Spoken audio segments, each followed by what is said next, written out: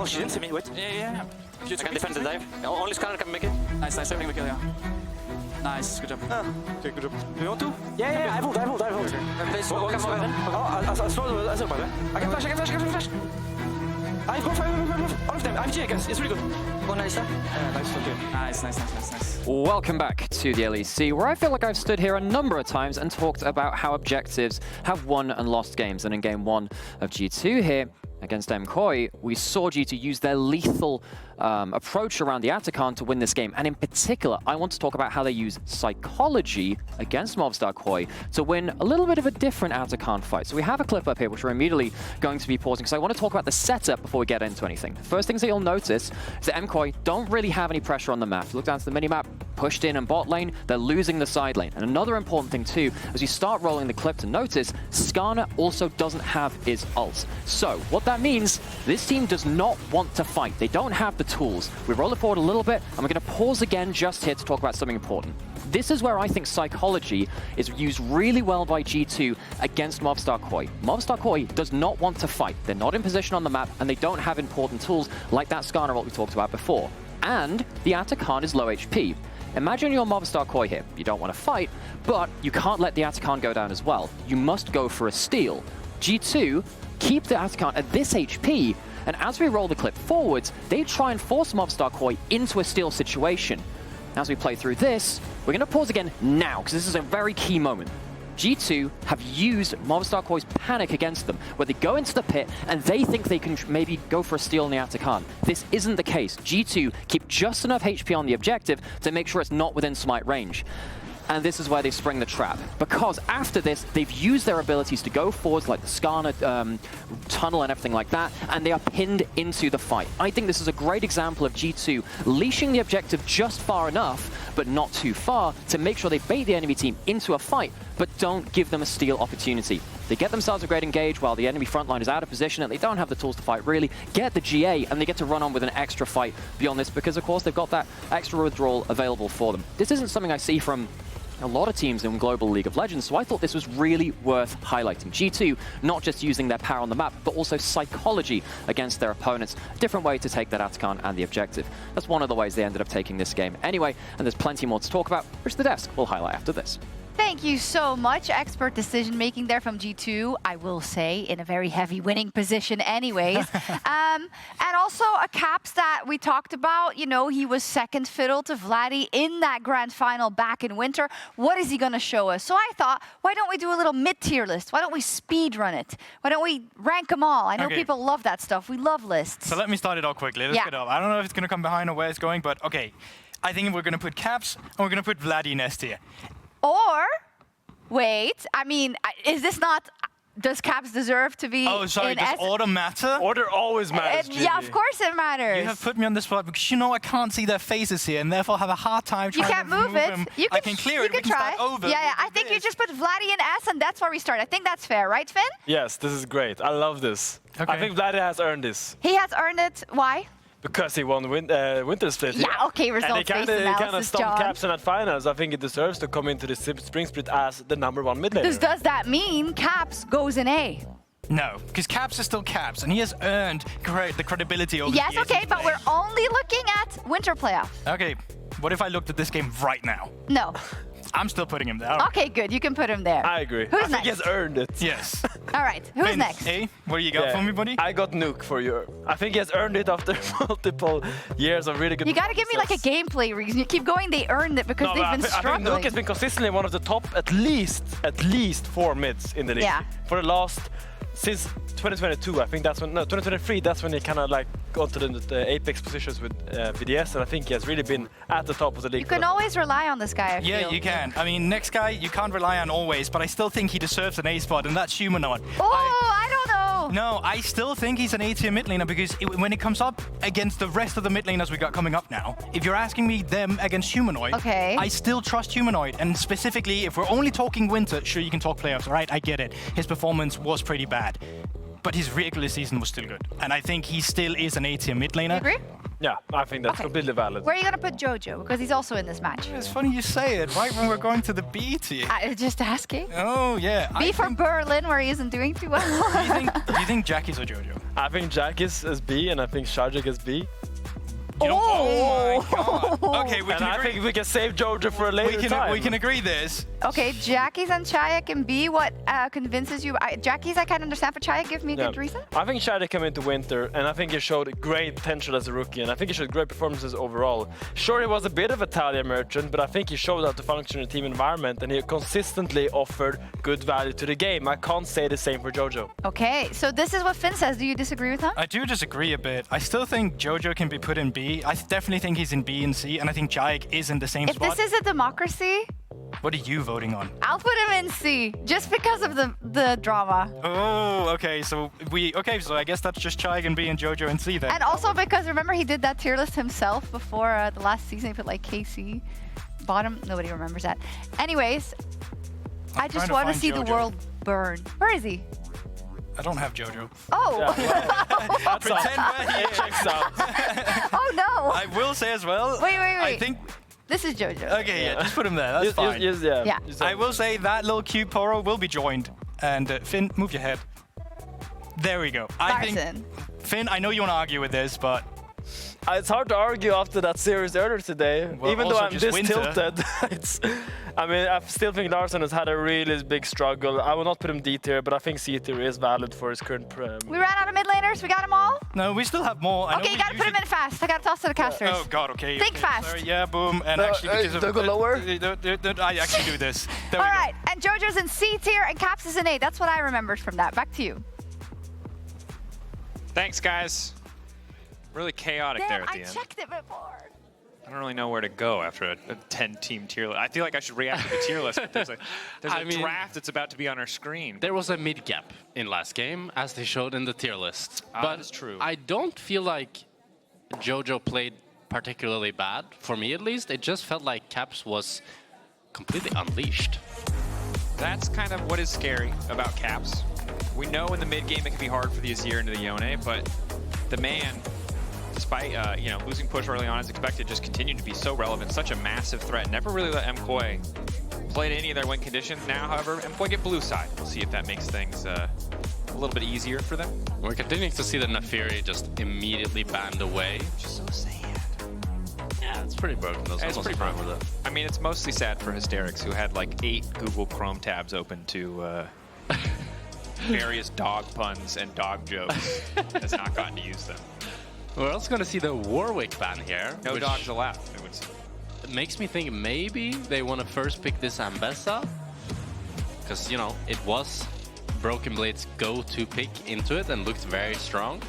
But they do have a bit of time. Actually going to be the Varus first pick. A pick that, in my opinion, hasn't looked the most incredible in all of LEC in recent history. I mean, last year we had a lot of bad lethality Varus players. This year it's been a little bit better, but Varus remains a quite flexible champion. Ashe, the immediate response from G2, so utility matching utility. Always is some amount of doubt in my mind when it's locked in on the side of MKOI, as Myrwn was iconic in that first winter split, playing a top lane. But now it's Ashe, Xin, so early aggression coming in from that jungle position in the form of the Xin Zhao, does nicely into the Varus, especially with its lethality. That all just makes the champion so useless. And now you have a nice bit of setup coming in from the AD position as well. Curious to see if Elyoya wants to just go the route of Sejuani, or if he wants to actually play an AP mid here like Taliyah and then go more traditional AD jungler. Although with Vi, Xin, and Poppy out, Pantheon was the option. Yeah, Pantheon, Pantheon, Viego, kind of the go-tos. But it's going to be jungle dropped here with Rakan being locked in. So instead we have the Rakan. Nice to have that snap engage option. Obviously pairs nicely with the Taliyah as well. A lot that can be done here. But a pretty conservative first 3. Could be a Taliyah flex, but I think especially with the Yone out, and I don't really see that many other AD picks up for Jojo. So it's probably just going to be the Taliyah mid, but that does mean that Elyoya can easily get pinched here in the second phase if you ban out Pantheon and another AD jungler. I think something like the Viego would be way too squishy for the side of MKOI. You really want something that's kind of like a strong bruiser jungler. Something that can survive a rotation for sure, because Nautilus can pop it immediately back down. Nautilus in Ashe, you can't play Viego. So you're just going to use your ult to get out of ganks the entire game and probably do nothing else. So see what the adaptation is. Maybe G2 just take that away too. But there's the Pantheon. The Vi was banned in the first phase. A lot of attention paid to limiting the jungle pool for Elyoya. We have seen Elyoya on the Lee Sin, but I also think that is a similar fate as the Viego this game. It's quite unplayable. I do think Jarvan could be a good pick. You do have the immobile ADC and Ashe, and you are quite a bit tankier. Let's see how it's going to be. So Renekton, again, limiting some of what Broken Blade can bring here. Does have the luxury of counter pick as well on red side. It's going to be the Jarvan ban as well, so they're reading my mind. Look, they're just going down the list, bro. What other 80 junglers are left? At this point, you got to start cooking. And I don't like Jax, Belveth, Lee Sin, Viego. Which one of those? I mean, you could go Sejuani, and it would be okay. You just need a strong AD top. I would like that. Is Varus a strong AD top? No, you want a melee champion, I think. Camille, maybe? Some options, some setup. Yeah, the thing is with blinding Camille, they also didn't ban out the Jax. They did ban the Cassandra. So they're probably predicting here Cassandra, or like we're predicting a G2 blind here on 4. Okay. Would be crazy if Cassandra. I would really love if just the hover overs were real, but they're never real. It's an Ahri. It's gonna be the Ahri. Curious to see if he goes the Bruiser build that we have been seeing in solo queue quite a bit. It's like Road of Ages Landry's, and you're just tanking. It's gonna be Ambessa Sejuani here. Okay. So that was how they sold it. Get a little more strong 80 topside, as you requested, paired with Sejuani. As you they're just hand delivering this. Yeah. It's like you ordered this draft. See if it works out. Again, nice mid-game setup with all the picks that they have here. Early game may be a little bit tough for the Sejuani. We'll have to see. It is a nice comp here for the side of MKOI. Ooh!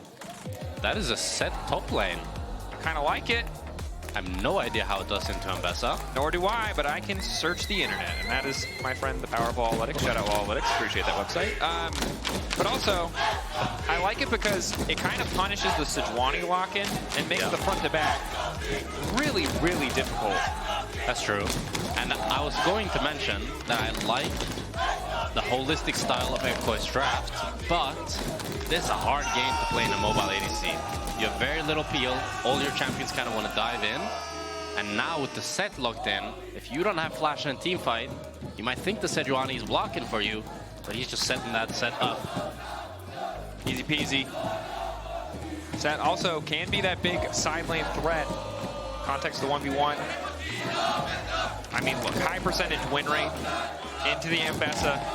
That's not making me an expert on the matchup. I guess we'll find out ourselves exactly how it works. Hashtag analysis. Hell yeah. But I imagine it's something along the lines of if she ever goes in on you, you ult her back into your tower. Like the old school Cassandra moment. Yeah. Definitely just feels 10 times harder to pull off. Just 10 times harder to pull off, and definitely probably overall weaker. Yeah. But again, we'll see how the 1v1 matchups. Again, in our last game, laning phase, despite how well it went for MKOI on topside, did not really matter in the end. It's all about the fights, all about the setup, all about these side lanes. It might be, once again, Caps on the Ahri versus Jojopyun on this Taliyah. And now it's BB on the spicy counter pick into Myrwn. A little bit of sides reversed here. We'll see if he's able to make a better use of the lead that he's able to build up, or if he's even able to build up a lead in the first place. Very curious to see how this matchup will unfold. And I was a pretty big believer in Winter that Myrwn was the best, or at least top 2 in terms of the Ambessas we saw on stage. Not sure if this matchup he has a lot of experience with. Sett, obviously a much less popular champion. Adam, I remember being a very good Sett. Yep. Played against him a lot in solo queue. He went the psychopath build. Ooh, maybe it's come from scrims. Could be. Shut that from on G2. Adam did seem quite informed, especially in that game 1 on the Aurora. Yeah. Which Winter arc game. Yeah, it was a tough one. All right, calm level 1 again. I think no lane swaps has somewhat stifled the creative level 1s in our league, but they'll probably come back soon. I've been seeing in LPL actually that nearly every game, one of the junglers just invades. Just like, no matter what. And I kind of like it. It's like a confidence test. I will beat you. I like the call out. But in LEC and in EU, people just want to chill level 1. They don't want to flip the game. Maybe we need more of that flip mindset. I mean, your jungler might be confident, but if your bot lane, support, top lane, and mid laner aren't as confident in you, maybe they just ask you to hold back a little bit, you know? I've had a lot of confident junglers in my games. It has not always worked out well. That's true. The confidence is one part of success. So I imagine pre-6, this matchup sucks for Myrwn because Ambessa's cooldowns are so long, and Sett, you know, his passive, his regen, all that, very strong. Level 2 for G2 bottom lane. Supa going for the lethality route, which is rough, full disclosure. Good against Hansama, good for getting mid priority. That'll be big in the mid game, but man, killing SkewMond or Broken Blade with lethality Varus is... I mean, the thing is they don't really have any tank per se. So I think it's definitely the right option. I think it's hard to auto-attack against this mobile G2 comp. Sure. And I do think you also have the DPS from the Ambessa, from the Taliyah. So if they play the team fights well and they're able to a little bit of trading here in bot lane. Knock up there, 3 stacks on the Hansama, but no spells to proc from Supa. More set of autos to heal force. Unfortunately, during the heal debuff from Labrov's Ignite. G2, I think nice decision to force a bit there, knowing that Supa really only one opportunity to proc spell. Flash back from Supa. All thumb's gone. Hansama, both still up and available. That's going to be big for the next few minutes. Elyoya is the jungler that is closer here, though. Could interact. He's on a ward. Most likely not. Thank you. No problem. You said it with so much caution. Like you forgot for a brief moment what a ward looked like. Back flick from Jojopyun, now he has no mana. This could get awkward very fast, but Charm Flash traded for Flash. And that's very good for the Ahri here. As she hits 100%. That level 6, you can just ulti forward, and that'll be a kill for G2. Yeah, SkewMond in the area, again, makes it so easy. But this is definitely not the start that MKOI were looking for. Bot lane potentially in a vulnerable state due to the missing flashes. Mid lane getting the worst end of a 1-for-1 trade, given the context that you mentioned about Ahri's ultimate. So, I mean, SkewMond's going to have his pick of the litter in terms of lanes to gank or pressure. Elyoya wants to get something done here. They want to try to cheese here since Labrov held the wave. Okay, MKOI classic on the flash pay. Are they ready for it? The answer is no. Q flash coming in from Elyoya. First blood there for MKOI. That's a clean cheese here. They bait Labrov to try to hold the wave, and he has no flash due to the early skirmishes. And it's an easy pickup from MKOI. And now they get to crash this wave too, and Supa's a happy path. He most certainly is. Look, Elyoya gets the first blood as well. Nice to balance out the time it took in the gank as we see the top lane trades. Myrwn still just retreating. Level 5 cooldowns looking decent at least. Ooh, Myrwn. Myrwn's styling a little bit here. Definitely the matchup is going a lot more equal than we saw in last game, with pretty much completely equal CS at 5 minutes. Rooted volley. Charms, good sidestep. Probably death if he does not. Ignite just a few seconds away for Labrov. G2 now trying to leverage the priority they have in mid to either test Drake. Yeah, looks like the test Drake will be the answer as Labrov lays down a bit of deeper vision. But I think big, again, to go back to that bot lane kill, that they were able to secure that. Lane phase was looking rough for Supa. A bit of extra gold definitely makes things easier. The nice thing about getting this Drake so early is that it allows you potentially to try to contest the grub spawning at 6 minutes. If they can do so, it's going to be huge for G2, as the traditional early game we see is just you trade grubs for Drake always. Yep. He already has the setup on the top side. Recalls for Hansama now. Won't be in time for the grubs. Instead, they're going to stick around bot lane and just try to pressure. Neither side, you know, adjusting their lane. Supa could have reset, went top. They opted not to. So won't see either bot lane top side. Likely to be an even 3v3 if they do want to contest the grubs. It's a very smart counter jungling here, though, by Elyoya. Able to pick up both the Raptors and the Krugs while SkewMond was on that Drake, and SkewMond now responding by taking Elyoya's public raptor. execution onto Broken Blade. He's using his ulti, waiting for the shield to expire, taking a bit of time, but don't want to overcommit, crucially. While he has the Haymaker up and available. Again, another ulti for ulti trade. Both top laners still have their flash. Elyoya should be somewhat comfortable starting grubs here. Supa might be in trouble here. Oh, no flash. That recall completing is rough. I don't know if Alvaro could have done much, but he did have the heal at the very least. He's all alone. Cleanse still there. Take me home. Country roads. Okay, Supa, can he get fancy? Ignite to kick things off to make sure that he's taking aggro. Labrov tanking, happy to give his life in the 1-for-1. Still a positive deal. So much CS lost. That feels terrible for Supa here. He's going to lose a wave and a half. With Jojopyun actually picking up a little bit of that wave, it does help a little bit and also able to push it out. And with Elyoya actually getting the grubs, it ends up not being that bad for MKOI, but for Supa himself, it's terrible. It's dreadful. It's sad. That's rough. Again, the thing about the lethality Varus is you really want to get going early. Your items are so much easier to purchase. The components are easier to purchase. You queue mid-wave when you're a little bit ahead. You delete the wave instantly. You have permanent mid-prio. But when you start to fall behind and that's not an option, a lot of the power of this champion just goes out the window.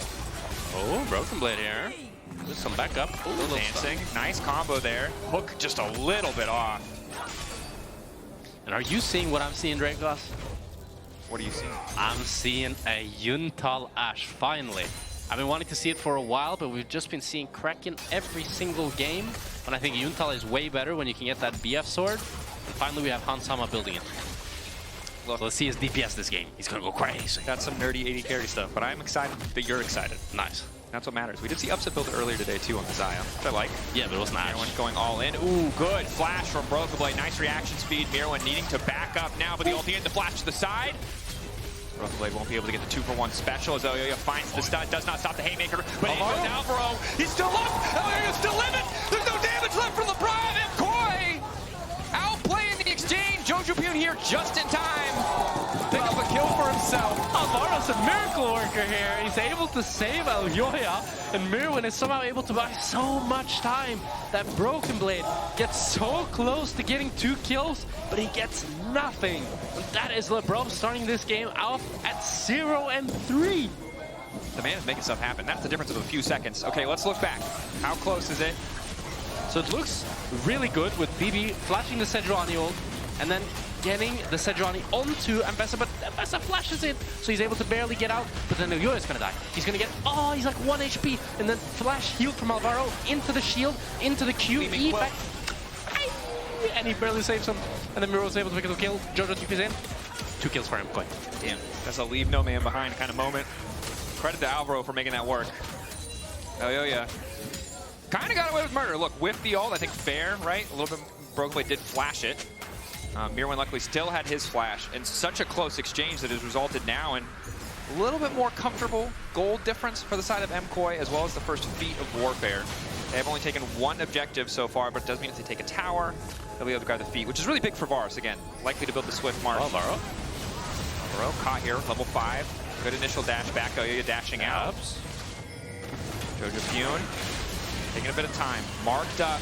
Does still not have the minefield. No Unraveled Earth makes this a little bit harder. Flash commit for Caps. Level 9 there for Jojopyun trying to hold on. Good flick back. Good follow. Supa here as well. A good ulti could change everything. And now the Zin's in trouble. MKOI once again turning G2. Getting God! Elyoya with a double, and now it's Hansama.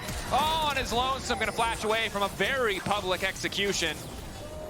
And MKOI are just kiting it out beautifully. Able to trap Caps in, and they just barely don't have enough damage, and it's the story of this game. G2 are so close, but they can't quite finish it, and it's not enough, despite Caps playing it really nicely, able to chase them down. It is 2 kills going over the side to MKOI once again. Supa backing up, G2 trying to hold on to mid-prio. But it's a frustrating game, as you said. Look, bot lane play, completely smashing KOI's bottom lane, getting way more sums, winning out, and just over-greed to hold a wave. Cost them dearly. They make the dive happen. Looks like things are back in their favor, but after that play, MKOI, as well as the play on top side, pretty firmly in control. Sejuani with a lead, Sejuani with a heart steal before Zen has completed an item is not what I expected to see here.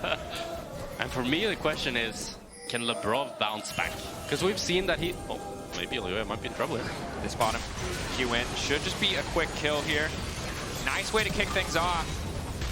Elyoya did not think he was on vision. They knew exactly where he was. Well, Labrov can bounce back, I suppose. Well, we'll see. But it's a good question, right? I mean, we were talking about it earlier, and it's such an interesting story of two teams. Whenever any team fails to meet their expectations, I think it's always easy for anyone who's watching to be like, oh, it was this one thing. It was the draft. It was this. It was this. And I think for MKOI, a lot of that criticism was thrown at Jojo. For the side of G2, a lot of it was thrown at Labrov. Yeah. Both of those players, while this game, in the grand scheme of things, you know, not the biggest deal, I think for both of them, this split is so much more about showing what they can do, showing that they can be the reason that their team wins in those clutch moments. Yeah, and for me, one of the interesting things... Oh, might have a fight here. Rob marked up. Alvaro debating if he wants to chase. Good knock up there. Follow through good as well. Alvaro just continuously CC'd.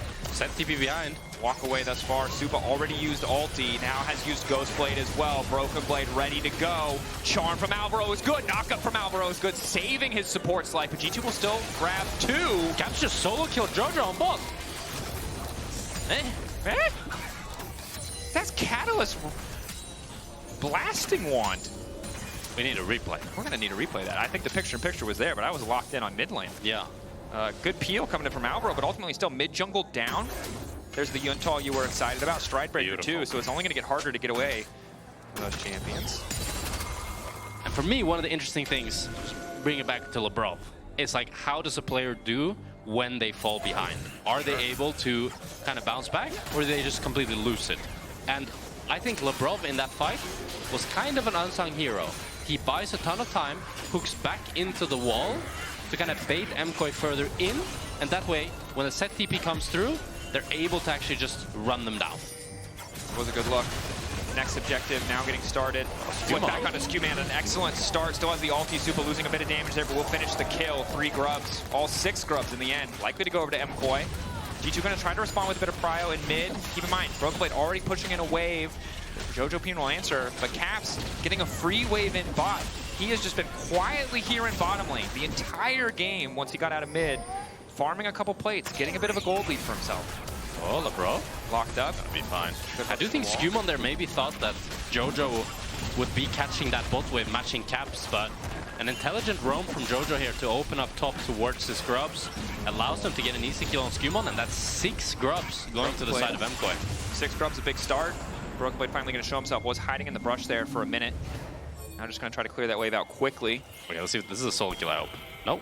We're going to get 2 things. Okay, solo kill. There he is. Oh, POV. Whoops. Oh, man. Ooh, Caps is back, baby. Let's see it. Otto waits, takes his time. Sidestep, dash. Oh my god. That's a lot of patience. Did he hit the back half of that Q? No, I don't think so. That's the only thing he missed. He hit everything else. And that charm. Okay, look. I mean, it was clean. It was clean. The fact that he doesn't like panic and he holds the ulti when he gets the Taliyah on him, yeah, it's very nice. I mean, the difference, I think, of finding that solo kill is, are you going to try to dash through the Taliyah E and ending up looking foolish? The answer is no. Yeah, it sounds silly, but it's like, I don't know, sometimes your eyes turn red, you want the blood, and yeah. Sometimes you think, I might just be a little bit faster than that cast animation, and very frequently people are wrong about it. So good patience, now has the Roa completed. That much tank here, that much nicer to have for the side lane again. Roa, spend mana, get health, lose health, get nice item to have. Thank you for the brief rundown. I think people forget, because I see so few Roas. It's also like the HP is so little. Yeah, but the mana is really nice. Look, man, if you think the HP is so little, I'm just saying play against a Gragas top in lane. That's because his passive is broken. Yeah, I mean, but it adds up, dude. It's like pre-nerf Gragas if you also have Roa. That's good. I guess. But then you have no CDR Gragas, so it's kind of... Well, yeah, that's true. Who needs to body slam every 3 seconds, man? It could be a 10-second cooldown, it's fine. Oh, and someone might be able to arrow Supa here. Red buff is big. Alvaro waiting on side. SkewMond coming in. Supa trying to provide a way out. Hansama not going to get too eager. Not going to throw out a cooldown. Cleanse still available for Supa and Alvaro. Very hard to lock up. Both sides with 1 feat for themselves. Next objective of any kind that is not a tower will result in the feats of warfare going over. Good flick back from Jojo. There's 2 Drakes to the side of G2 and 6 Scrubs for MKOI. I'm a Drake camp. What are you? I agree. Now, I would be in the camp of Grubbies, but I think you've noticed, and this is probably why you're in Drake camp. Yeah. Where are the waves for MKOI? The same place they've been, I think, for all of this mid game, which is under their own tier 1s or lack of tier 1s. So, mid game, you know, they get a big objective. I think those 6 Scrubs can still feel so impactful. Yeah. But for right now, G2 having that back pocket win condition of the soul, of a Hextech soul in the second game is excellent. It's going to be a fight here over the Herald. TPN. Caps TPing behind. Has a flank. In mid lane, spotted by a bit of vision there, so they'll know he's coming, but Supa's really low. Labrov flash in. Hook managing to connect on that key target. Supa now forced to flash out using an ulti of his own. Jojopyun laying down some consistent damage. Great Varus ult coming in. Myrwn? G2 can knock it away, and finally the Ambessa's coming into the fight. Ulti goes out, but Myrwn was unstoppable. His show not getting stopped today. MKOI finding another fight, but Broken Blade trying to get fancy with it. Oh, the W flash! Wanting a bit more, but it will just be the 1-for-1 in that exchange. My goodness! And every single fight starts out looking so good for G2, but then MKOI are able to bait them in, turn it around, and with the help of Jojo and Myrwn, they're able to pick up 2. And after an Azir game where he just was not able to deliver, Jojo doing a lot more work in fights in this one. And it looks disastrous for MKOI. When I see this Nautilus hook connect onto Supa, I'm thinking, oh, this fight is over. But Supa's able to flash away, and he gets a Varus ult here that chains the whole lineup of G2, with Jojo ulting into 4 people as well like a maniac. But somehow it doesn't matter. And isolating his jungler. Yeah. It wasn't all clean. But it doesn't matter. G2 are the one losing the fight. It's a clean flash from Broken Blade, but it ends up being a 1-for-1 with Broken Blade using his flash. So even that trade, I'm going to say as MKOI, you're really happy. A Sett without flash, that's a cannon. Also, I don't want to overvalue Boots 3 here, but both Varus and Sett really wanted Swift March, and now only one will get it. 4-1-4 for Supa. What was a rough first couple levels has turned into a nice few team fights. MKOI getting a lot of value out of their CC. Another Herald start here. G2 are looking like they want to contest, but it's going to be hard to enter, and I do think Broken Blade could just trade for tier 2 bot. He does have TP though. They might just try to fight it. Trying to get SkewMond, hoping for a bit of an angle here. Knock up, still connecting onto SkewMond. Flash out just in time. TP from Jojo here. Nice body block from Alvaro. Very good body block. Jojo is able to defend that crucial tier 2 bot, not give over way too much gold. And while overall the fights have been good for MKOI, just a reminder that Alvaro is doing some crazy work this game. Yeah. The heal top lane to save that play to stop Elyoya from dying. True. And that little moment as well. Just these little things just consistently adding up for MKOI. Yeah. And I do have to wonder, G2, they had 20 seconds on the Drake, and they ended up going for the Herald instead. If they went for the Drake, they would have been on soul point right now. But Caps looking for Myrwn. Missed the charm though. Not going to be anything. Big, anticipating the backstep. Myrwn just keeps walking away. Another problem that G2 has is that that soul win condition is quite far away. Otacon is very close.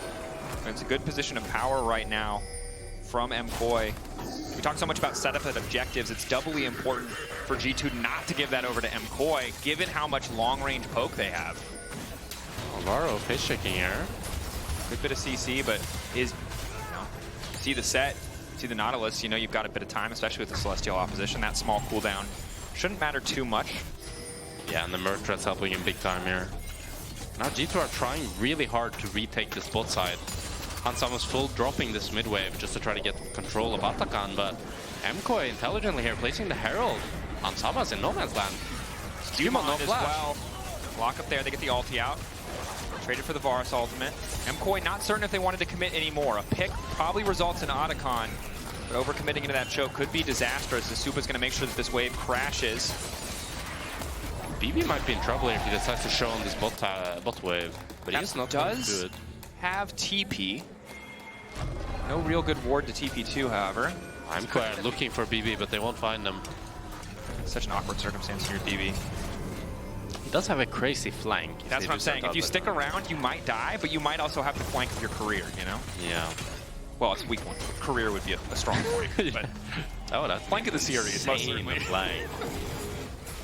Be in their nexus, like coming from Fountain. That has to be like bin on GP. Oh yeah. No, wait, no, don't bring that up. Shy on H. It's burned into my brain. Yeah, pretty bad memories. That's trauma. True. Do you think a therapist would make fun of me if I brought that up as trauma, or would they accept it? They'd accept it. Yeah, but only because I'm paying them. MKOI. In a good position here. They're not scot-free, right? Like, the fights can still go in the favor of G2, but I do think weathering the storm of the mid-game is so big. The Ahri build, while tanky, Ahri's never a champion that feels fantastic to me late game. It feels like similar to Lee Sin, you're betting on that big piece of CC, that big moment. Dragon's Rage for Lee Sin, the charm for the Ahri. I do wonder though, when you play this Brewster build on Ahri, if you're more of a scaling champion, or if you still have very much the same identity. You're definitely a lot more sticky. You can play fights much slower. We've seen Caps play thus far. It's gonna be Jojo picking up the BB Multi-back. Unstoppable now going in. Gonna get Myrwn. Doesn't get hit either. Broken Blade gonna be the one in trouble. Backstep is decent, but he loses his life. Myrwn is stalling on him. Flashing backwards with the public execution in front. It's almost able to take down Broken Blade. Jojo ends up TPing in. I wish he continued pushing down that bot side, so he'd be able to deny a lot of minions off of Caps. But it is still going to be free kill for the side of MKOI. Ready for the fist fight. And again, they'll have mid priority, which they can immediately transition into Drake with a threat of Otacon. Caps is pushing that top wave, so they have a little bit of side lane threat, a little bit of side lane pressure. 2 items essentially completed across the board for everyone in the game except for supports. So if you can get a 5v5, it's a pretty even fight. However, Broken Blade just now respawning. The good news, a member with TP, but the Drake is already gone. MKOI not going to overcommit for an Otacon here. Now I question, what is the win con for this G2 comp? Because the Sett, he does have the hole breaker, but I don't think he's really winning side lane. I think engaging on mid is very difficult as Supa has the edge of night. You do still have Ahri, Ashe, and Nautilus as really good pick tools. But the 5v5, I'm not sure if they're winning it. All I'm saying is, Elyoya is committed to building nothing but HP. So there is an angle as the initial fight breaks out. Charm goes a little bit wide, doesn't quite connect onto Alvaro. And the TP now coming in as the tower falls. Broken Blade on the flank. MKOI, patient, fighting for mid prio first. Good fundamentals. G2 getting zoned off, respecting it. Do have push in bot if they want to try to play through bot, but really have to be careful because, again, it's not just about the Otacon. That mid lane tower very exposed. It's a bit of an awkward standoff. They're not really able to get anything out of it. They're going to get some damage on the mid. Oh, they're actually going to get the full tower with the 6 grubs. Wow. And now, I'm thinking you might be Team Grub, Mr. Jackspectra. I mean, if you give every Drake after the second Drake, yeah. But if you don't, then Drakes are pretty OP. Okay, yeah, sure. Look, now MKOI solid gold lead. Ooh, Caps is taking a crazy tricky, portal. But spotted. The entire team ready. Charm there, forced to ulti, staying in the area, not gonna let the Heartsteel get procced. Caps is so cocky, it's crazy. I think it's just a bit of fake pressure. They just don't have enough info on the rest of G2. They don't want to overcommit. Happy with just the ulti. Charm, luckily not hitting it. It might be SkewMond who's in trouble. Hansama all on his lonesome. Supa not going to overcommit. It's so disjointed from MKOI. Who's collapsing on who? Broken Blade potentially ready to fight things. Just wants Elyoya to line up for the play. The charm is in, but Myrwn going to be the one to kick off things first. The knockback on Alvaro is huge. He uses this as a highway just to get to the back line, but Broken Blade almost able to find that kill. Locket coming in clutch. Q over the wall from Supa does a bit of damage. The G2 were forced away. And it's MKOI with the advantage at every turn. Caps wastes his ulti, and it's MKOI that are able to just slowly herd them, start the fight. Myrwn with a beautiful public execution is able to take down Caps, and that's going to be the Otacon going over to MKOI. Fantastic game from MKOI. Again, these fights you highlighted from the top side fight where G2 pushed just a little bit too far. They've been learning after every single exchange that MKOI just have more. This Ruinous Otacon feels great when you already have 2 Hextech Drakes, which are essentially, in my opinion, the best singular Drakes as well. Ability haste and attack speed. And now you get 25% value on those bad boys. And if you then get a third Drake and a fourth Drake, here's Exodia. I'm ready. What do they got? They're waiting for the head, the right arm. I was going further on the Exodia thing. Yeah, no. No? Are you just quoting things you said on the internet? Are you not actually a Yu-Gi-Oh fan? I never watched Yu-Gi-Oh! I watched Bakugan. What? Yu-Gi-Oh! was before my time. Why are you bring up Exodia if you've never watched? Because it's a common term that people use all the time. Okay, I'm just saying it's a little fraudulent. Okay, boomer. Don't boomer me, Mr. Bakugan. Bro, Bakugan was good. You know that's where I got my name from. Really? There was a guy in it called Spectra, or Spectre, I don't remember. And then I really like Jack from Jack and Dexter. It's a great game. All right, we're back on the same page, but you can't call me a boomer. You've just quoted two things that are very old now. Well, when I was a kid. I was also a kid when those games came out. Okay, look. We're gonna let this one go. We'll handle this later. We'll resolve this later. For now, G2 stealing their resolve. Ooh. That word, two meanings. As they need to contest this Baron, because if they're forced to sit under a tower against the Varus Taliyah comp, it's not going to be fun. I mean, the thing that G2 really needs is a Caps miracle. Is setup. They can't get set up if you're just losing in pride. No, but they need the setup. Ah. You're so funny. Such a funny. I'm hitting him for those of you who can't see. Just for context. See on the vertical stream. Yeah, they need setups. They need Caps to have his ultimate, which he does not have. So they lost them? Yep. It's over. That's how you do it. See one thing, you decide that's the reason. Okay, level 16 for Myrwn. You can see he's still reticent to approach Broken Blade. I can understand why.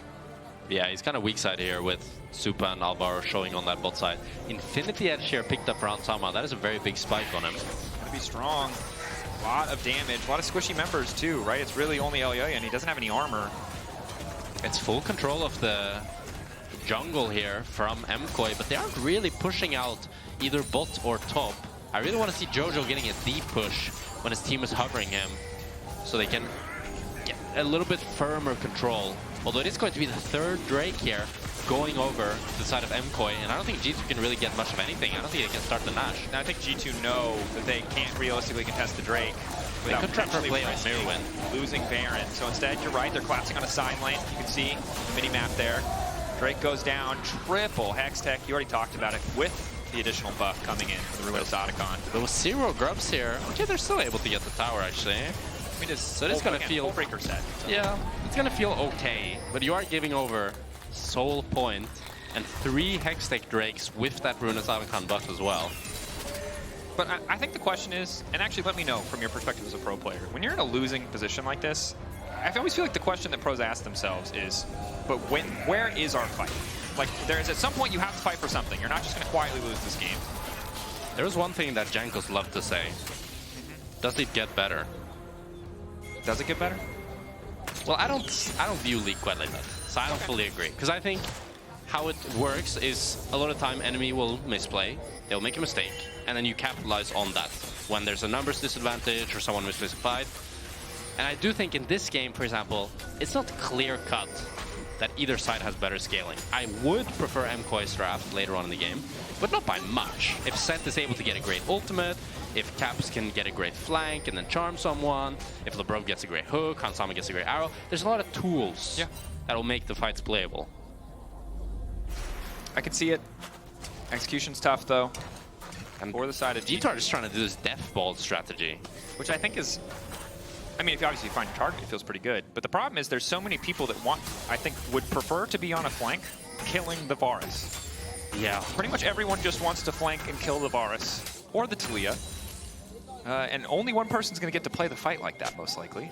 Elyoya is just playing so good bodyguard here. And they have so good vision with Supa as well with the Edge of Night that it's impossible for G2 to ever really make a play on this Varus. But I do think, for me, the person they should be looking for, rather than Myrwn, is Jojo. An Ashe arrow on Jojo, or a Nautilus flash hook, Ahri flash charm. I think that could be a real win con. Dash back, but Caps has to walk out here. Good patience again on the ultimate, forced to use it.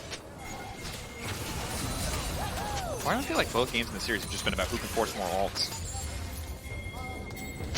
Really? I mean, game 1 was also, I mean, Aurora never got an ult. I guess. Him overvaluing Aurora. Ahri ult definitely not overvaluing. Caps will make it to the correct side of the wall. Labrov forced to flash it. It's going to be tier 2 going over for MKOI here. Although EB is pushing bot. Really good cross map by G2 here. He's going to be able to get that bot tower. That feels very good. Can't just keep the pressure going. Oh, now they're slowly chasing here. Supa based. Man advantage. Alvaro locked up. SkewMond marking Elyoya as well, knowing that Alvaro is trying to escape. Quick pick. And a pause. A little bit of drama. I have a prediction on what... A little bit of suspense. On what could have happened. Yes. Can I predict? No. No, Let's just wait for league officials. But if we were spitballing at home, yeah. But the problem is, people already speculate so much. But I've played Rakan, and I think I know what could have happened. Can I say it? I can say it? Yeah, you can say you would. Okay. To be clear, this is Jackspectra's opinion. This is my opinion of what could have happened. Sure. Sometimes on Rakan, your E can bug and use both charges at once. And Alvaro there used one E, I saw, to the Sejuani, to the Sejuani, and then he didn't use the second one. And they immediately paused after he died. And you see him pointing at a screen. Okay. So I think... Reasonable deduction. We'll wait to see. Again, officially from league officials. Wow. Game Frost had a great kick at. KOI initiated the pause. Report to league officials. Officials are gathering more info. Appreciate your perspective. People outraged. But Rakan is like my go-to pick when I get filled on support, because it's... No, I'm not doubting your... No, I just want to like talk about Rakan. Yeah. It's like, of course, you're good. And if you are an auto-filled support, I would recommend playing Rakan, because he's can both engage, be an enchanter, just learn your limits, have good movement, and you'll be good on him. No, I'll play Bard and I'll build damage items, and no one will stop me. And if you, if I feed or you feed, I'm never coming back to lane. So brace yourself, Jackspectra. There's a lot of reasons we don't queue together. Most of them that I'm too low elo, but Drakos, do you believe in elo hell? Yeah, I think I'm propagating it. I'm a part of the problem. Yeah. Like I got a pitchfork down there, just stabbing random goldies, you know? Yeah. With your Bard. Yes, That's a metaphor for how much damage you're doing. Halo blades every time. Goodness. All right. Again, we'll give you more info as we have more info. If you're just joining us for whatever reason, KOI did initiate a pause, and we're in a pretty KOI-favored game that was on the cusp of turning at least a little bit back in G2's favor. Let's do 2 hypotheticals, okay? Okay. Follow me here. First hypothetical, they say it's not a bug, nothing happened, and the game just continues. Okay. Then, G2 right now are TPing behind MKOI, and they killed Alvaro, and it might be G2 Nash and a turn of the game. Other hypothetical world. We get a Chronobreak, in which case nothing happens. And we're back to MKOI winning the game. One of those hypotheticals is very different than the other. Yeah. They're the 2 timelines. Yeah, split it up. Doctor Strange, is that what you are up here? Yeah. Just trying to figure it out? You know, I had a fun one. I was thinking about, like, there was like the game 5, Humble Life versus T1. Yeah. What if T1 had won that series? How would, like, the Smash Guma UC, everything that's happening now, how would that have changed? I mean, all I can say really is a lot. Yeah. Would T1 have won first stand? Maybe they would have lost to KC. How crazy would that have been? See, you don't know. It's a different timeline. That's true. I like your speculating. Yeah. I'm sad it requires another timeline for us to be more optimistic about winning the event. But HLE are a very good team. They are. That damn saves. And also get a Marvel multiverse situation. I don't know what we're doing. Again, for the players, sitting, chilling. Maybe this is what opens up the timeline to where EU wins Worlds. You think we're about to witness a cosmic event? Yeah. Like the combined energy. Like what happens out of this pause can cause a ripple effect. You're cooking, man. I don't know what you're cooking. A better timeline for EU. Greater ensemble. Y por mucho. You want to translate? Like, and by a lot. Thank you. I see your Spanish proficiency has not waned at all since our last discussion. Claro. That means of course. Oh, thank you. Excitement, good energy here in the arena. Thank you for bearing with us. I'm purely as a spectator, was kind of hoping for a game 3. But if we continue the game at this point... Update. A player has reported a potential bug to league officials. I told you. We're now reviewing. The predictor. And now the 2 timelines. Okay. I predicted the first thing, now the 2 timelines. Okay, all right. All I'm saying, my guy is I think there might be more than one bug in the game League of Legends. No. Bold bet, I know, a little bit crazy. But I think Vandral would be out of the job if it was just the single bug you mentioned. To be fair, he does like news now. Oh, does he? Yeah. I'm not keeping up. I gotta keep up. I like that guy's mustache who's sticking his tongue out. You think he went under the radar, but I saw you. All right. The MKOI fans are screaming, "Love you, G2." That's kind of cute. This is so wholesome. All right. While we take a minute here, figure out what's going on, keep you guys up to date. Let's send it over to the AD to talk a little bit more about this game, the meaning of life, whatever calls to them, really. Fair enough. Sjokz versus Winter, maybe. There's beautiful, beautiful art in that the fans are showing me. I saw a beautiful like KOI with G2. I think there was Los Ratones logo as well, which is just really copied from the logo, so I don't know about that. But there's beautiful signs all along, and it's just, you know, say yes to the people who actually make the art for us. I think that's important. And that was calling to me, Drakos. As in terms of what's happening now, I'm waiting for an update. There's something on the prompter, but it says not safe for air, so I'm definitely not going to read that. Let's take a look at the replay, right? Because I think we know what it's the same like Jackspectra. This is not official information, but it is something that is quite known, right, Finn? I mean, we have some fears what it could be. If the replay is going to come up soon, I think we're going to be able to talk about it as well. Because it looks like one of these silly little moments where champion gets stuck in a place where he shouldn't be. Oh no, he's stuck. A classic, yeah. So what I think happened, I mean, what do you want to say, GB? You can talk about it as well. Yeah, you're allowed to. Damn, yeah, thanks. Sir Finn allows you to speak about things. I appreciate that, first and foremost. You've earned it. I've earned it, just like the tier list earlier. I appreciate that. No, I agree with you. I think it was the Rakani. There was definitely, I think it, so my theory is, Alvaro is the one that has initiated it, because when he did the first E, well, he just dashed to Elyoya. When he did the second one, he was just standing in place for like a solid 1 second, and it seems like something at least interrupted his path there. We have to wait a little bit before we can see the replay due to some technicalities, but yeah, if you're Alvaro also, you're 0-1 behind in this matchup. You're having one hell of a game. You're having an unbelievable game, right? And I think you can feel that it is in your court, but it could also slip if something like this happens, and then it happens and it might be a bug, you gotta pause. Yeah, for sure, especially because it's so important right now. The entire team has just focused their game plan around developing vision around this Baron, making sure that that's easy for them to set up. And if you get caught there, all that work you just made, well, it means nothing. And that suddenly means that G2, who's currently behind, suddenly gets a way back into the game. Yeah, you always feel that, right, when G2's in the game, and I know that they lost Winter and all that, but you never feel entirely safe. I mean, it is G2, let's be real. And I think especially like when the game goes to 30 minutes, one death timer is like almost 1 minute, right? Yeah. And then that means the entire team has to wait for 1 minute until their support is back on the map. But people are really, really, really good at making mistakes and being a bit impatient and waiting. So one death like this can easily chain into multiple mistakes and really allowing KOI to lose the grasp of this game.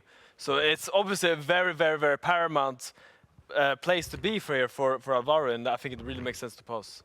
If I was them, I would pause too. Yeah, no, I still think G2's losing. Like, I think the current spot I think so too. I think the current spot that they're finding them in is so rough. Like, there's barely damage right now coming out from any members. MKOI is doing such a good job at making sure that Caps can never do anything before a fight is about to happen. They've burned his ultimate continuously. This Ahri doesn't really do much with the lead that it has. And also Supa is doing a lot of damage on this Varus. Yeah, I mean, they burned the ultimate, but I think also Broken that burned the stove when he picked the Sett, because I feel like he's not doing much in this game. I'm a bit disappointed in the build from Broken Blade. I feel like he's really struggled to find a lot of impact in these fights. I will say you've been disappointing about that Sett from the moment it was locked in as well. So what's wrong with his build? Okay, so the problem is he went for Hullbreaker second item, right? And Hullbreaker, by its very definition, is really good when you hit towers, because you do extra, the holes, towers, you want to break them. But the problem is, I haven't seen this Sett do a single out attack on the towers ever since he bought that item. And I would have liked to see a kind of Sterak's Shojin build that really highlights his teamfighting prowess, that really builds into these big W's, haymakers that he likes to throw. The damage goes up to like crazy 2k amounts, and he can just one-shot carries. Does that happen a lot that you, I mean, there's not that much variety, I guess, but that there is a game plan and you think the game is going a certain way, so that build is optimal, but we saw it there in the clips where G2, they're trying to get Sett in a position to do really anything in those team fights to get maybe a good wombo combo off with the team, right? So does that happen often that you think, oh God, I actually went the completely wrong build path? I mean, I think it's a bit wishful thinking to think that he's going to be able to hit towers when the team is falling behind so it's that just much. wrong. Split pushing is a like a winning team's privilege. Yeah. And you don't have that when your team is losing. I mean, even with Sjokz, right, it still doesn't necessarily fix the current state of the pick in a game like this. Like, this set looks so homeless going into some of these fights. Like, it's really difficult And for it it's to play. invest in some real estate, doesn't it? Yeah, I mean, maybe. I mean, maybe with one sick ultimate on a Sejuani, you know, all that max HP, you get it on. You never know. We do have the replay, I think, so we can take a look at it again, and then we will see. We still don't have an update or if we're going to be... Don't say the word.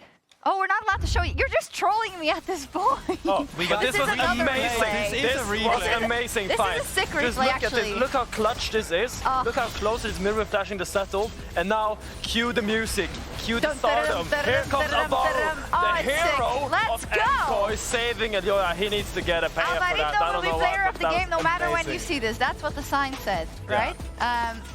But yeah, it was sick. And you kind of felt it happening. I feel from this point, G2 started to lose the plot because no matter what, they thought they had the advantage. They could never finish it off the way they like. Yeah, but it's the same story as well, where when MKOI does really well, it's because Elyoya and Alvaro is popping off together. And I think Elyoya is having such a phenomenal game as well on the Sejuani. They've just been out skirmishing G2, which, by the way, very difficult to do. Sorry, I was looking at the teleprompter. It was going haywire. We are looking for some people to talk to keep it interesting. And I don't know if it's ready, but Laura is looking for Romain from G2 to talk to him about the start of the split. Is he ready? We are. She's ready. Great. Let's go, Laura. We are ready. We are ready. And don't worry, when it comes to finding interesting things to say, Romain always have topics ready for us. Hi. How are you doing? I hate it. Yeah, I know. That's the worst moment ever. And because we're here wondering what the hell is happening. Yeah, you guys don't know actually. Because so they initiated when the you are pause. the exactly. So if you are the team initiating the pause, you know, because backstage we have the audio from the players, right? So at least you can hear your players explaining to the referee, telling them that's happening, that's happening. But if you are the team on the other side, we're just here, and we try on our own to investigate. You know, like we go back a bit, and we're like, oh, maybe that, but we saw nothing for this one. Oh, yeah, that's not anymore the game. Yeah, it's so we've no clue what's happening. We are eating our finger. On se mange les doigts. It doesn't work in English so much, but it's doesn't work in English. Yeah, okay, yeah. well, fair enough. Idioms in French that we can translate in English. That's a segment for another time. I want to talk about Game 2, the atmosphere backstage after winning the first game. What were the comments from the coaching staff and everything, with you guys trying to crawl your way back into that game? The first game was good. We were happy with it. We were happy with the draft. We were happy the players executed it properly and cleanly, because that's the first game on stage in a while. So usually you can have a bit of nerve. People can be a bit stressed and stuff. So, but now we were really happy with it. The draft for Game 2, we were happy as well. We were lacking a bit of execution in some aspects. They played really well, like they were a bit slippery. But that was a moment, that was a fight we've been waiting for the last 10 minutes, and we were like, oh, it's gonna... whatever. And now, just having to wait a bit more. Now we have to wait. I hope there's no Chronobreak, but if there's a bug, you know, we need a Chronobreak. We'll be informed soon. Yeah, hopefully soon enough. You were mentioning the fact that you haven't played in a long time on stage. Not gonna remind you the awful memory that was Winter Finals for you guys, but what's happened for G2 since then? Do you guys go on holidays when it comes to stuff like this? Because holidays. That's wild. Never happens. From G2. Yeah. Never happens. I mean, So curse like of losing, I guess. 2 full weeks. Usually we have like 5-6 days, which is barely enough to go back, see your family or friends. But we were so happy about it. It was cute because Skew came back from his holidays and he was sharing with us, the holidays were a bit short, you know, there was 2 weeks, and we told him, bro, it's no IRL anymore. So, like, appreciate it. If everything goes according to plan, that's the last time you have like 2 full weeks of holidays. Yeah. So that was nice. We were ready. We're really, really happy to be back here, you know. It's a blessing and a curse, I feel. You guys don't really have time to rest, usually, during the season. Anything that you want to readjust with the approach you had in winter compared to spring? What is the... a lot. Yeah. Can't really share about it, of course, but there's a lot of pressure on this split, especially because it's a new format. It starts pretty slow, but it's deadly. Meaning, from the 10 teams, 4 are not even going to playoff. So 4 teams are going to be off for 2 months. 2 months with nothing. And then even if you have a decent season, but only 2 teams will have something to do in May and June, and will be able to go to the Saudi tournament or to the Canadian tournament, and the rest. That means if you take the 3 current best team, KOI, Fnatic, and G2, one of them is going to stay home. Maybe more. Yeah. So it's a bit scary. It pushes a lot of pressure on the practice and everything, and it's good, you know. I like it. I think I just got the info that we will initiate a Chronobreak. I would just like to have the confirmation. Yes, that is confirmed. We will initiate a Chronobreak. You don't like hearing stuff like this. No, it is great. I'm sure it is the best decision based on all the information available for the referees and everything. Talking about the new format being back and everything, something that I was mentioning with Razork earlier was the fact that we have best of 3s now. Oh, yeah. How has it been welcomed by the team, by the players? Oh, man. You seem relieved when I... We have best of 3 Fearless. All right. That's it. That's brilliant. Fearless changes the way we operate on a daily basis. It changes the way we spend our week. It changes the way we practice, we scrim, we everything, you know. It changes the way you see and you talk about the game. If one champion is a big problem, back then it used to be It used to be a gigantic problem. If you don't know how to fix it and solve it in game 1, it bleeds onto game 2, 3, 4, 5. But now it's a one-game issue. And then you have a full new set of champions. So Fearless is just so good. It's so healthy for the game. It's so fun. And best of 3, man. Hate best of 1. Hopefully that's one way for us to finally get out of Swiss stage at the end of the year. We'll see about this. Romain, thank you so much. I hope, of course. I'm going to give it back to the desk. All the casters, I'm unsure. Take it away, guys. Thank you. It's us. Thank you so much. That was really nice insight, actually, about Romain for the best of 3s, but also just to repeat, the bug was confirmed. We'd like to know which, we think we know, but we've actually never gotten confirmed what it was. So if we can get that confirmed, that would be nice. But anyways, the bug. And MKOI was offered a Chronobreak. They accepted, and Chronobreak is now in progress. And we rolled back to minute 31.18 in the game. I'd love to see that at some point, because I think we have the replay now for real, if we could see it. And we're pretty sure it's the Rakan. Getting stuck. He gets getting stuck. In a ward or something. I mean, I can't see what else it would be, just based, I mean, at least from a Alvaro perspective. Yeah, pausing, exactly. right? At least based off who got caught and what happened. Okay, we'll take a look indeed. Very interesting. Here we go. Here we go, yeah. Okay, so just pay attention to Alvaro. It's the secondary E you're looking at. So here comes the first E, and then look at the ward on the wall here. He gets stuck for some reason. And I don't know if it's like your player character in the wall or the ward that suddenly gets revealed. Yeah. Something made him go. He's like, oh no, Elyoya, I'm stuck. And crucially, he realized... Sorry. That's what he's saying. That's what he's saying. That's what he said in his moment to actually have the comms. I don't know where you're laughing. But yeah, crucially, he can't flash the Ashe ult then, because he's getting startled that his character is not moving. Usually this would be an easy Ashe arrow to flash behind your Sejuani. He will walk out and live that. But here he died, and that is obviously a huge catch. Yeah. It is a huge catch. Do you think he would have been caught if he didn't hit the ward? He had flash, right? So oh, he did have flash, right? Because I always wonder with these. I'm always like going super down the rabbit hole of like, but what if they now knew that they're gonna pay more attention, obviously? Yeah, I mean, you have to do that as well. It's very important. I mean, if you just notice the first thing, and I don't know if it's based off instinct, he pressed enter immediately to open the chat. Like, oh, something's not right. Enter and like about. Like as a pro player, you know, right? I mean, you wouldn't, but Finn, as a pro player, you know, right? That when something like that happens, because you know the game so well, unless it's maybe a champion that you've never really played competitively, these things happen. You play this game 14 hours a day. When you realize your character is not moving, something is wrong. This will like trigger something in your brain. Some neuron is activating. Beep, beep, beep, beep, beep, beep, beep. You're like, okay, something was wrong here. You don't know what is wrong necessarily, but you know something was wrong. Yeah, I mean, you spend more time playing League of Legends than you do walking. So the moment your character isn't walking like you normally would, then suddenly, you know, that probably goes straight to your brain and you recognize that. To me. Well, you know, it makes sense. It's just such a great start for the first 3 best of 3 day of the split. We got 3 more of these coming. Well, not in tomorrow, the middle, then we have like the Chronobreak. But we're happy that the Chronobreak exists. There was a time when it didn't. And then you keep asking, what if? Oh, we have it. So, due to an unintended interaction causing MKOI Alvaro to stand still while clicking the portal, which led to his death, we have decided to Chronobreak the game. That's what we said. Woo! Woo! Let's go! But never speculate. Right, get people in trouble. We feel. Oh yeah, I guess that is speculation, isn't it? Theorizing as well is speculation.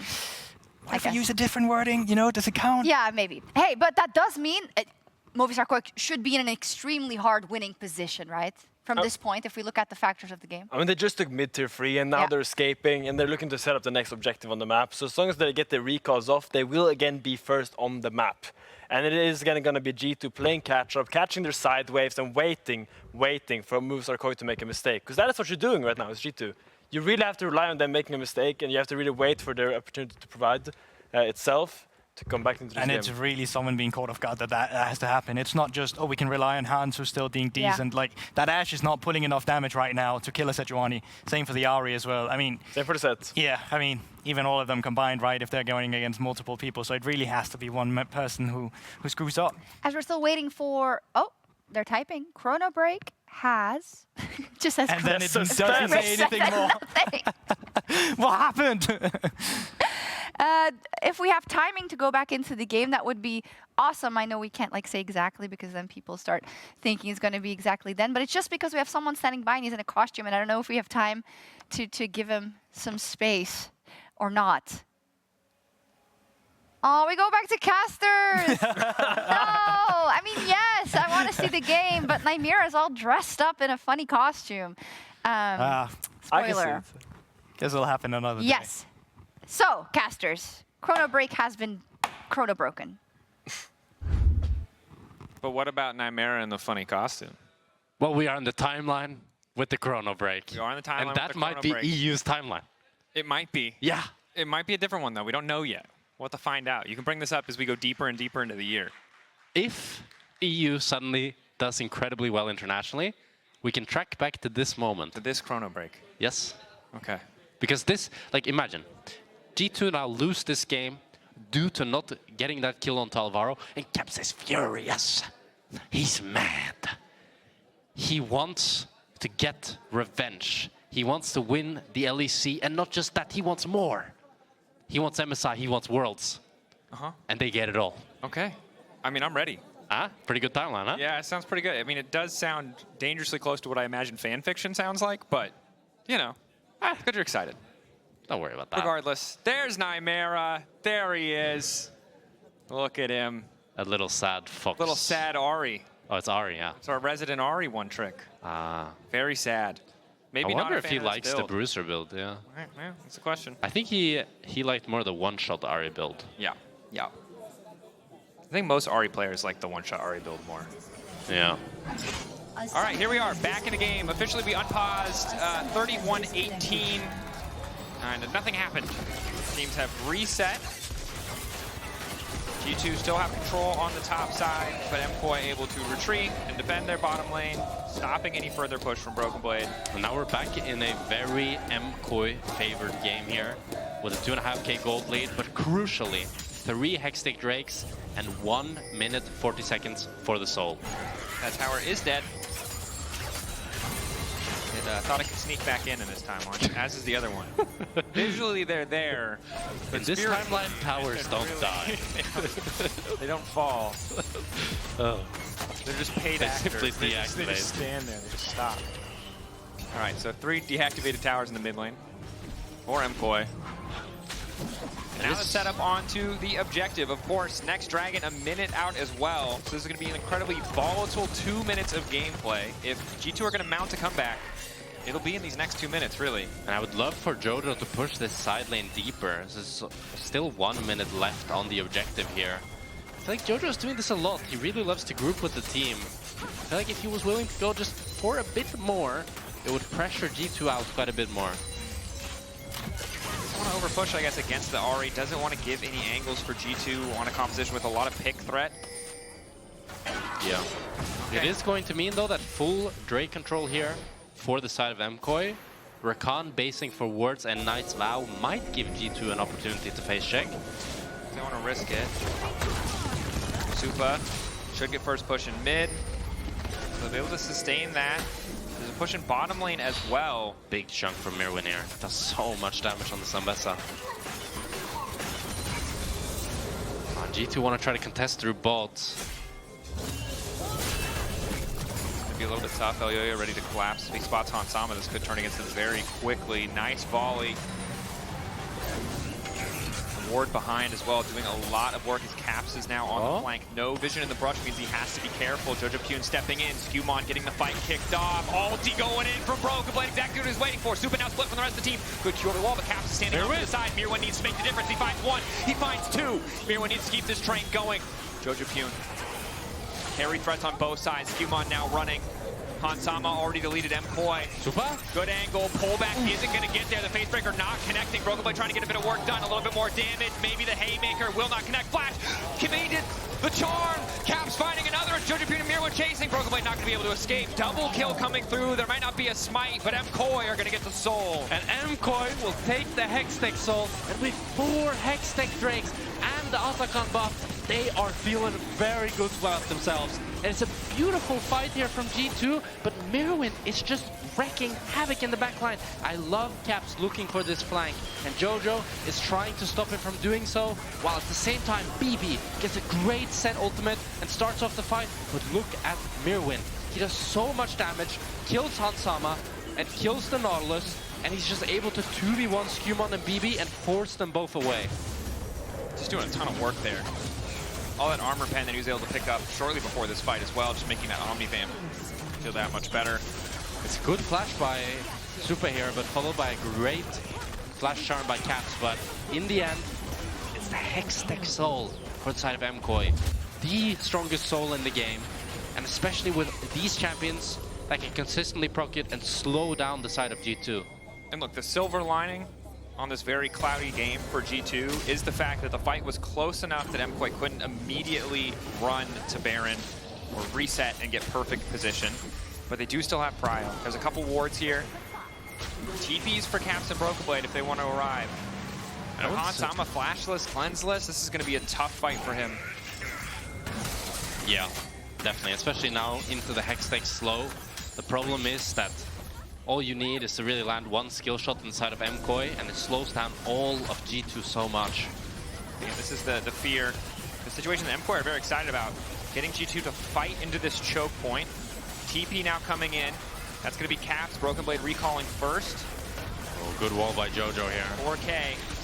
MKOI, do they want to risk the 50-50? Wall good. 3K, they don't want to get it lower. They'd rather have the 5v5. Nice ulti coming in from BB. There's the Haymaker. Huge damage onto Supa, but not quite the true damage. Caps getting lower and lower. But Myrwn does so much damage. Hansama gone in the blink of an eye. It started well. The perfect settle, but it wasn't enough. Caps running for the hills. TP's mid lane. They don't even need the Baron. They'd rather have the game. And that's going to be game for MKOI here. It's a beautiful team fight from Myrwn. BB with a hero play, a great settle, but this Ambessa is just so broken. She's taking down every single G2 member 1v4. She doesn't care, and that is going to be the Nexus going over to MKOI. 6-0-6 for Myrwn. The counter pick in the previous game was good in lane, but this one good across the entire game. 37 minutes in, 21-8, 5K lead for MKOI. As we go to match point, this first best of 3 between these two teams. And how happy I am to see us going to game 3 between these two teams. This series is really delivering. And this is where Fearless gets real, you know? Game 3 is where it gets hype. We'll see what the drafts look like and what the desk has to say after we toss to a quick break. Don't go anywhere.